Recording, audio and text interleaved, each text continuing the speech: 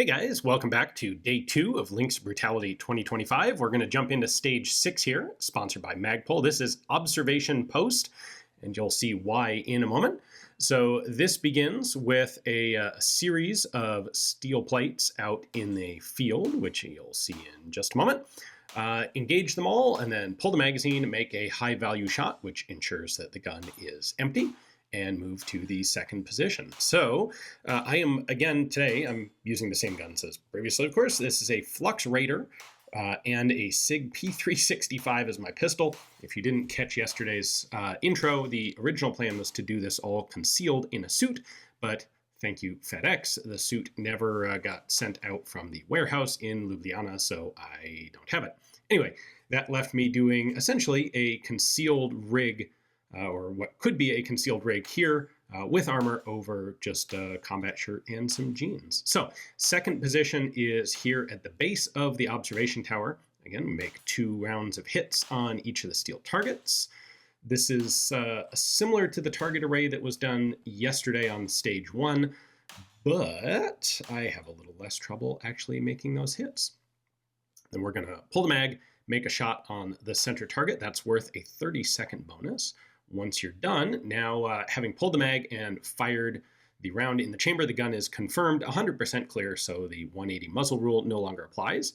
You climb up the observation tower, make sure the door closes behind you so you don't fall out of the observation tower, reload, make one more run through all those steel targets with the rifle. In this case, my rifle is about the size of most people's handgun.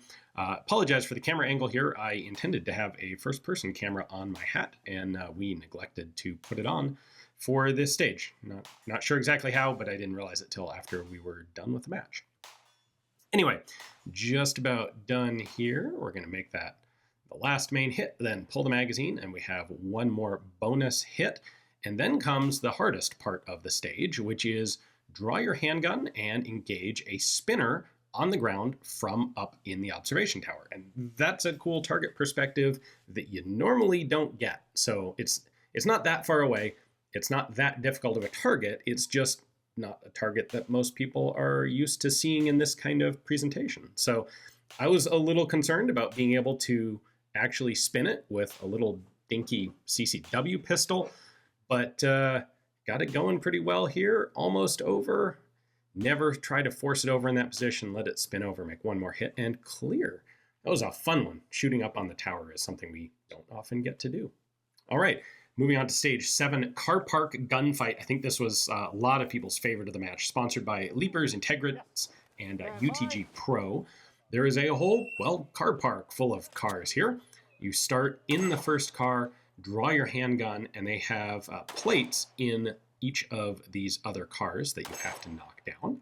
So you can do that through the windshield, you can do that out the door, whatever you want. I did a couple out the window, and then a couple through holes in the windshield. Then, once you've made all 4 hits, drop your magazine, make a high value shot. Again, now the pistol is known clear and totally empty. You can then reholster it.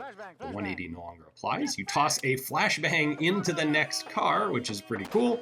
There it goes, kabooey, and then crawl through the cars with your rifle. This is one place where having the Flux Raider was a major advantage for me because it's the size of a pistol. Most people were trying to navigate long rifles and lots of gear through the cars. By the way, that is the super cool compact sling for the Flux there that I just deployed.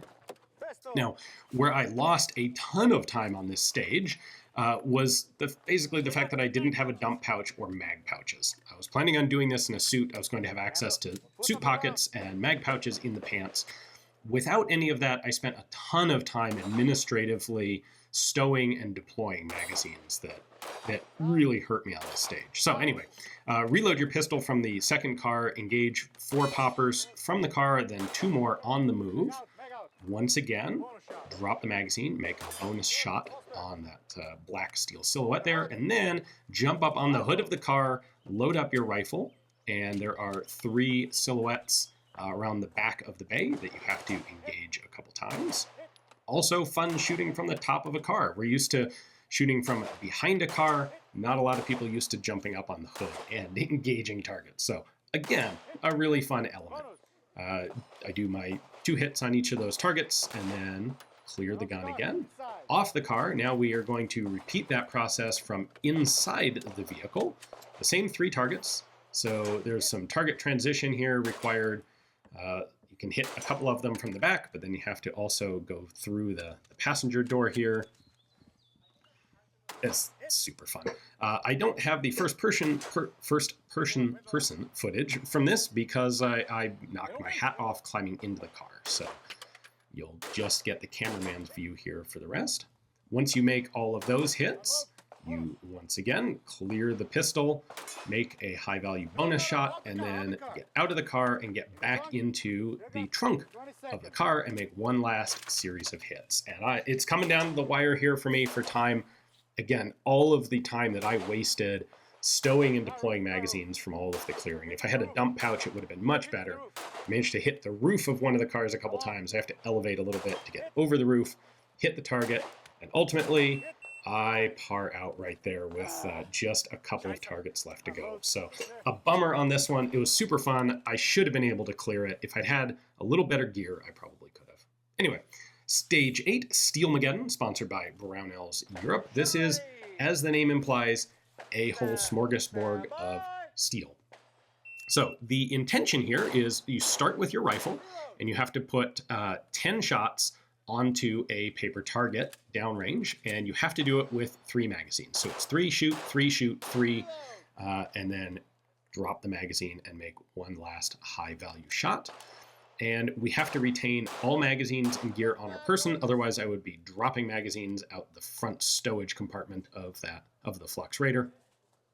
I really take my time here. There's a bonus target as well, which I believe I actually missed, unfortunately. Then you go to the other side of the barricade, draw your pistol, and engage the Turbo Texas Star, which is 3 6-plate Texas Stars that are all on. They all spin themselves, assuming you can actually hit them, and they're mounted on a single rotating axis between the 3 of them. So if you don't shoot this well, you're going to end up with all sorts of plates spinning in all sorts of different directions and speeds.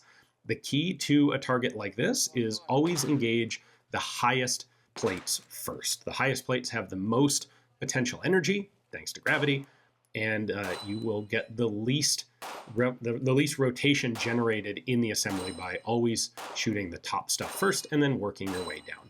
Now, I only have 3 magazines for the pistol here. I have an 11 round and then a pair of 12 rounders, and I was quite sure that I was not going to be able to complete this stage with the magazines that I had for the pistol, because that totals 35 rounds, and I believe it was a 36 minimum round count engagement between this steel and the steel on the other side of the bay. So, talking to Giga, the match director, and the ROs, I got myself sort of a bonus option that wouldn't be open to most people, and that was, once I run out of pistol magazines, I can actually transition back to the Flux Raider with the caveat that I have to use it as a pistol, which, I mean, that's kind of part of the idea of a Flux, so I thought that was a cool compromise.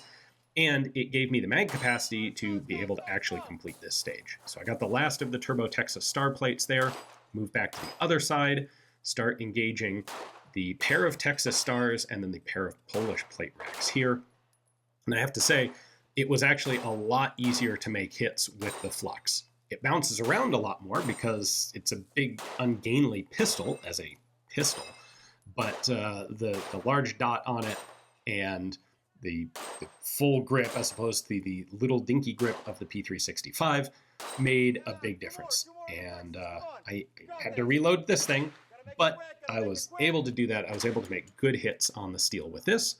And that was a cool opportunity afforded to me by having the Flux Raider for the stage. So that was one I was kind of expecting to par out on. Very happy that I didn't. And a neat use of the flexibility of the Flux Raider. All right, Stage 9, Obstacle Course, sponsored by Meprolite. This was another one of the physically oriented stages of the match. Shooting-wise, it's very simple. There are 4 little tiny, about 1 inch in diameter, orange plastic targets sitting on top of paper no-shoots. They're small enough you can just barely see them there. You have to knock one down with your rifle, then leave the rifle, go through the obstacle course here, which is over the pallets, through the tires, and through the tunnel. Get to the other side of the bay, draw your pistol, and you have to make one hit on each of the plates that are hanging up at the top of the bay. It's super easy, right? It actually is. It's pretty easy. Not, you know, they're a little bit challenging shots, but this isn't anything that anyone should be getting stuck on. It does take me a few shots the first time, but once you make those hits, you just leave your pistol there and go back across the obstacle course, and you continue doing this until you've knocked off all of the rifle targets. And it's really easy and fast the first time you go through it, and by the time you get to run number 6 or 7 through that obstacle course, most people are getting pretty winded. This was a match where there were a number of stages where it was really important to know your holdovers on your rifle at various relatively short ranges, this being one of them. Those rifle little orange plastic targets are sitting on top of no-shoot paper, and every round you put into that white paper is worth a very nice 60-second penalty. Slowing down here rather a bit, again trying to stow magazines in my pocket. Anything you leave behind is additionally a penalty, but I finally do get down into position, make that rifle hit pretty well also, and off for the last. This will be the last of my pistol shooting. Jog through the tires, through the tunnel. I had this pretty easy because my equipment was so slick. There were a lot of people who were both bigger dudes and also wearing a lot more stuff on them, backpacks, mag pouches, dump pouches, all of that was substantially more difficult to get through that tunnel. So here's the full FPV of the obstacle course. Through the tunnel. This last one, I actually kind of ate it there on the tire, tripped, got back up, completed it over the pallets, down onto the flux, make one last hit, nope, and there it is. Stage complete, and I was pretty darn well gassed by the end of this one. It's always good to have some physical stages, as well as the marksmanship stages. Last stage of the match, Escape Protocol, sponsored by RX. It's kind of cozy in the hood. Can I just stay in here? Walk.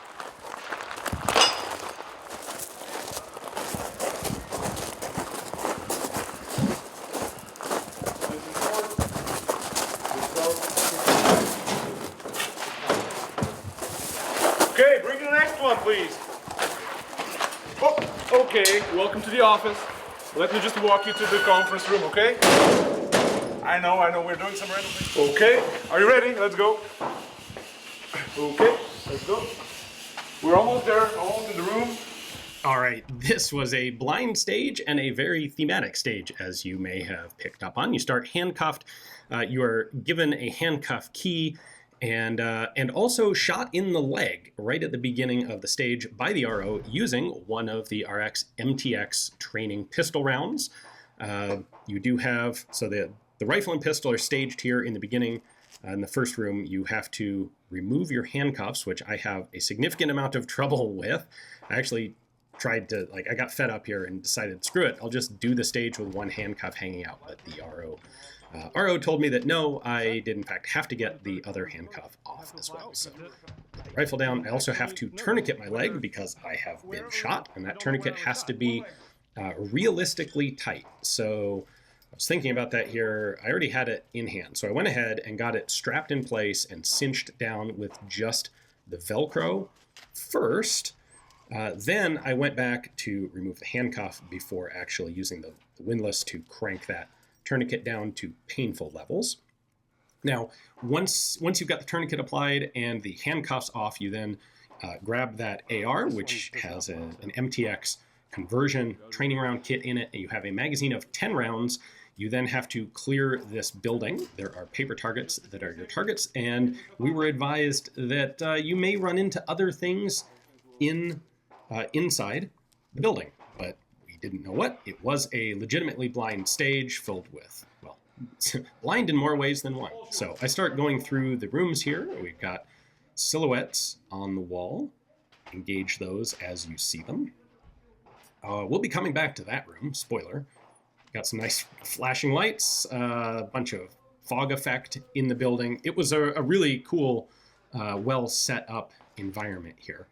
So click the corners as best you can. There's no actual punishment for screwing this up other than time. There are a total of 10 targets. 8 of them were in this sort of circle of rooms. The other 2 are located in that room that I initially looked at and bypassed. So the RO is shouting at me that I'm not done. I haven't cleared everything. So I head back to, all the way through there. There's our last room. And I come in here, there's a target on the wall, and then, whoa, there's a dude in there, and he's got an AK, and so I blast him right in the plate carrier. He was actually supposed to be a friendly.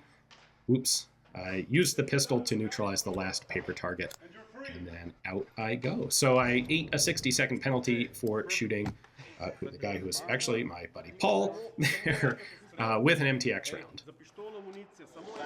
Oh, all right. So that is the end of the match for me. That's all 10 stages done.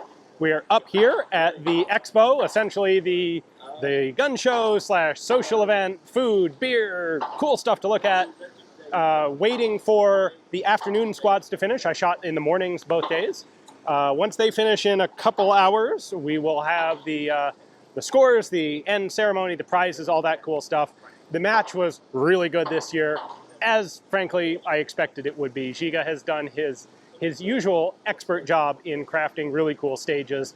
Several of the stages were a step up and beyond what we had last year, which was really cool. So had a great time. I definitely handicapped myself with my gear this year.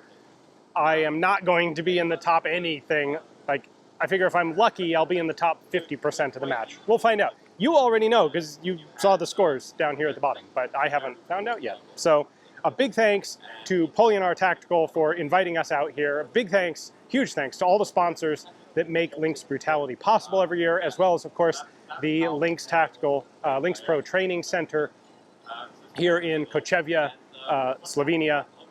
Great time, as always. If you're here in Europe and you want to get an experience of a brutality match, definitely check out Lynx Brutality next year. I'm sure it's going to be even bigger and better than this year. So hopefully you enjoyed the 2 days of videos. Thanks for watching. I'm going to go get a beer.